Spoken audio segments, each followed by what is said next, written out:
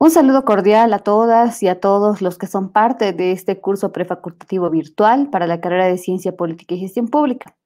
Quiero hacer mención en esta segunda parte del contenido de esta materia, que es denominada Técnicas de Estudio y Redacción, para hacer énfasis en lo que vamos a ver de aquí en adelante los últimos 5 temas, desde el tema 6 hasta el tema 10, en lo que es la escritura académica, los elementos que tiene la escritura académica y a la par también hacer mención en los formatos de presentación de los trabajos que manejamos en ciencia política. Ahora vamos con nuestra presentación. El tema 6 que nos reúne el día de hoy acá es qué escribir.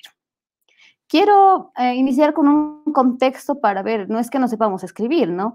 Nosotros en la secundaria sabemos bases de gramática, salimos ya bachilleres con este conocimiento, en cuarto de secundaria, en sexto, perdón, de secundaria, que saben ustedes, con conocimientos de gramática, puntuación, ortografía, pero generalmente no saben cómo exponer una idea o estructurarla. Y eso es importante porque debe ser estructurada la idea con claridad, con los pensamientos que uno tenga sobre una determinada temática y donde también podamos defender nuestras ideas principales. Entonces, ¿qué es escribir? Muy aparte de que es una forma de comunicación que no es verbal, ¿sí? Que incluso la utilizamos todos nosotros y nosotras con nuestros celulares cuando nos comunicamos por, vamos a decir, por medios sociales, estoy hablando también por WhatsApp, por Telegram, que podemos hacerlo, pero vamos a diferenciar esa escritura, voy a decir, ordinaria, de una escritura académica que vamos a realizar. Entonces, que es escribir académicamente, ya viendo una forma mucho más amplia de lo que va a ser la escritura en la ciencia política, es representar las palabras o ideas con signos en el papel o en cualquier superficie, y esto lo vamos a hacer a lo largo de toda nuestra vida académica. La redacción se va a convertir en un aspecto fundamental, ya sea por la parte académica, personal o laboral.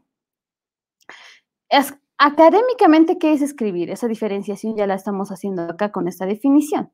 La escritura es la principal forma de interacción entre las comunidades discursivas especializadas que de esta manera publican y validan conocimientos y también los transmiten. ¿Para qué escribimos entonces nosotros en ciencia política, ya orientada a una visión mucho más académica?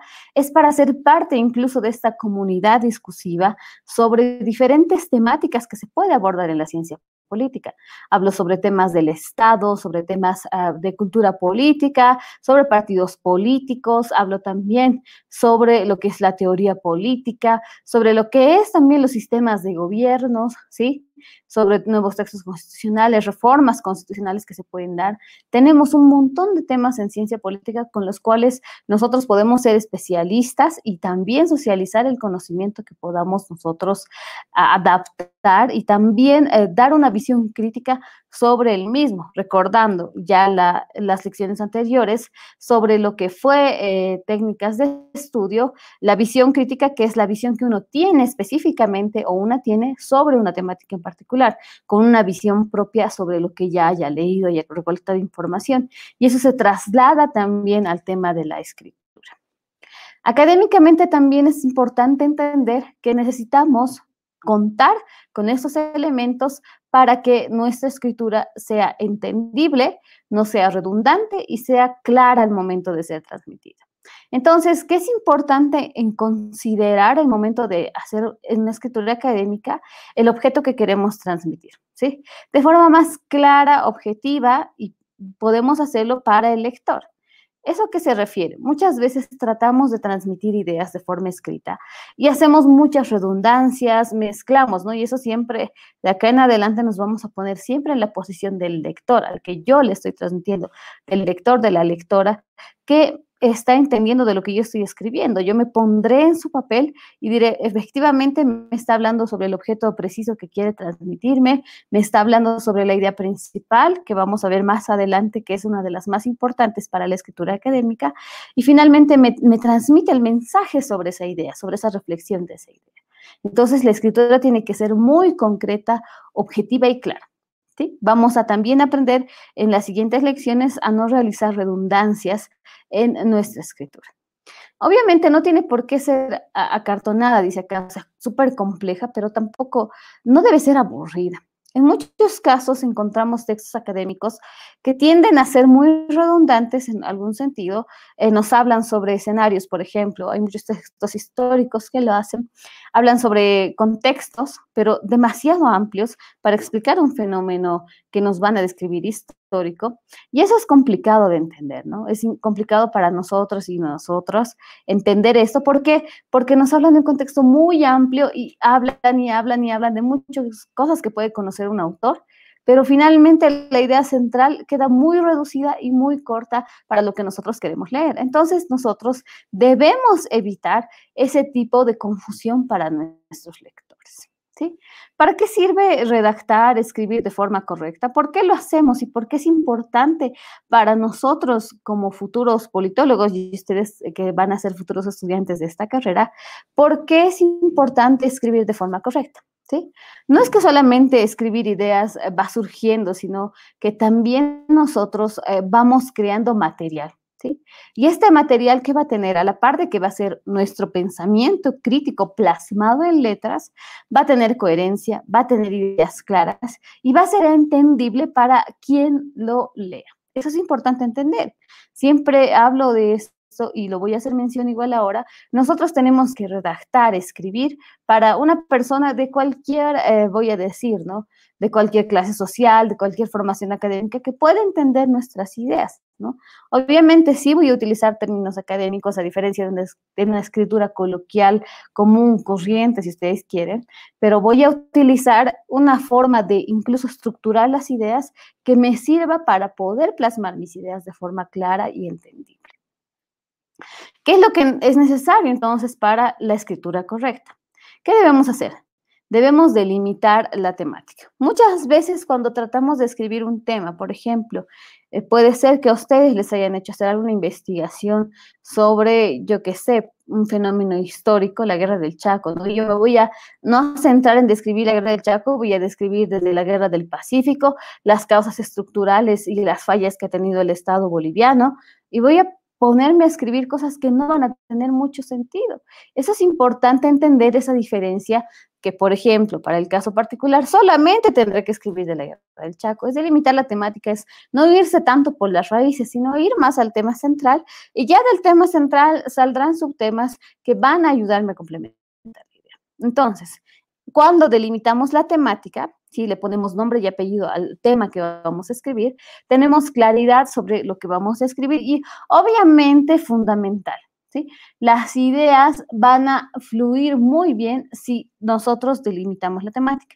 Si no lo hacemos, va a ir desorientado, como les digo, ¿no? Nos vamos a ir por las raíces, explicando por las ramas, diré, otros temas que no son inherentes al tema que queremos nosotros investigar, escribir, redactar, ¿no? En diferentes textos que igual vamos a ver más adelante cuáles son esos tipos de textos que utilizamos en ciencia política, ¿sí? Es importante entender el momento de la delimitación de la temática, el tipo de público al que va dirigido nuestro escrito. Y también dirigir la temática al público meta. Tiene que ser una visión, voy a decir, tanto de ida como de vuelta del escritor para el público, ¿no? Saber a quién escribo y que también voy a saber dirigir esta visión hacia ese público meta. ¿Qué tenemos que hacer igual a la par de delimitar el tema con las características que ya dijimos? Es investigar sobre el tema. ¿Por qué? Cuando yo escribo, y es bueno entender, estimados estudiantes, estudiantas, que no conocemos todos los temas de investigación que podemos realizar. Conoceremos tópicos muy generales. Y bueno, Internet nos da también herramientas para conocer temas, pero no es copiar y pegar a hacer un escrito, eso es plagio y lo vamos a ver más adelante, cómo no se debe hacer esas cosas, ¿no?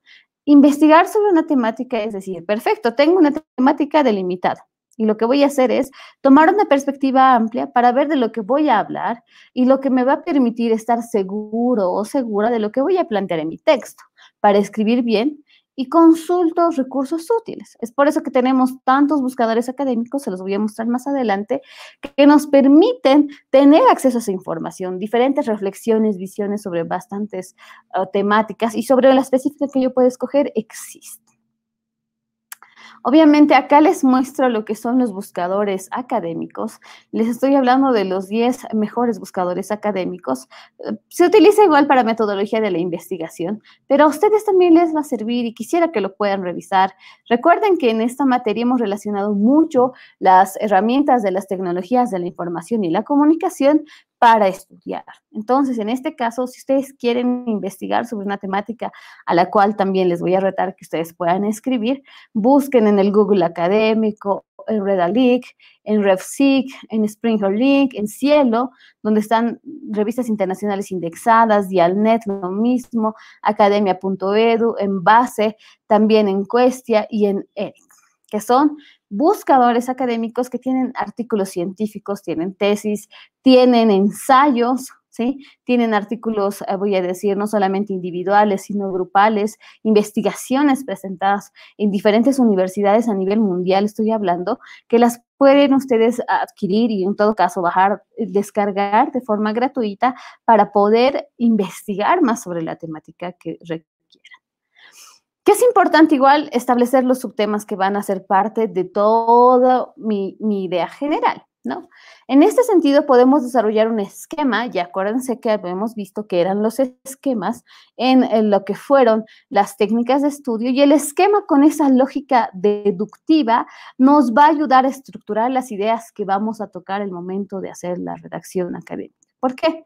Porque con el esquema y con este método deductivo partimos de una idea general y llegamos a ideas específicas que se van a desarrollar.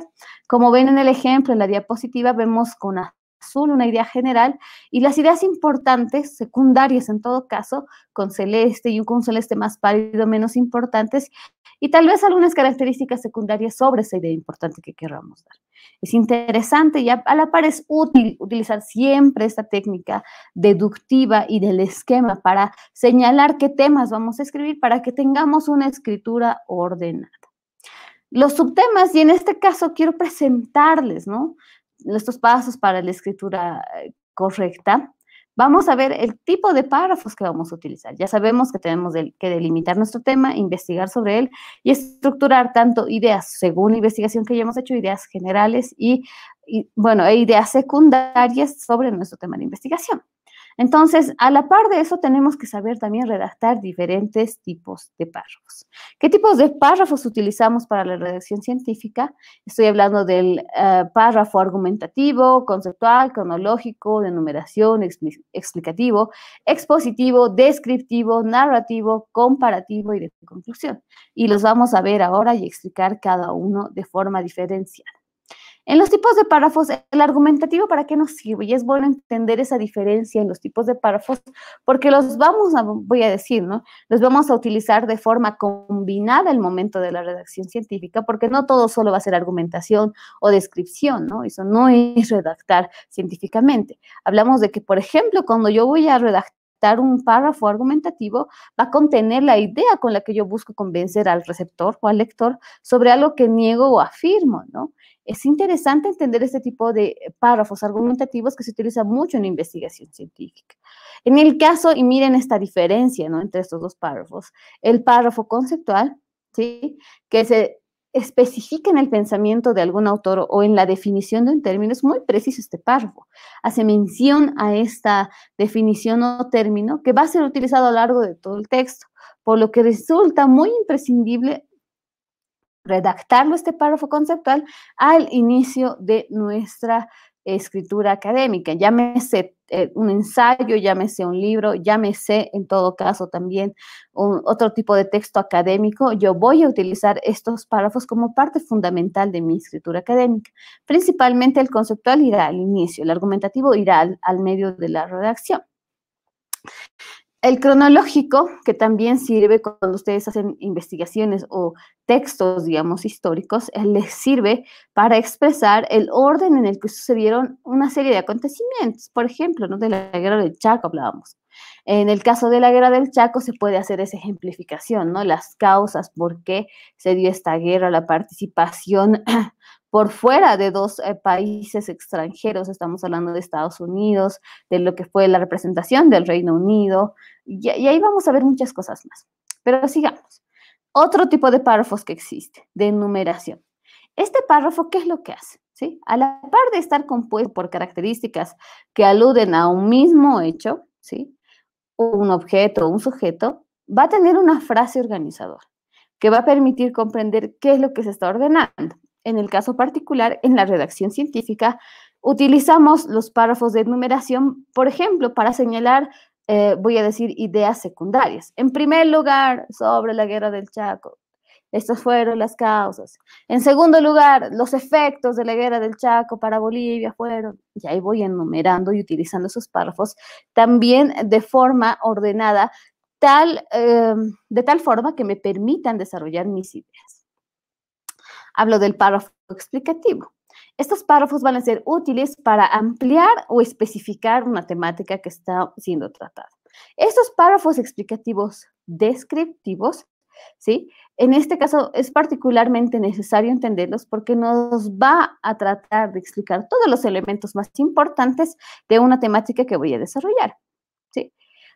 Veamos la diferencia con los párrafos expositivos. Estos párrafos se presentan de una manera ordenada y terminada de la información, solo expone. Pero en cambio, el explicativo puede ponerte causa y efecto en su redacción y el expositivo solo te va a describir.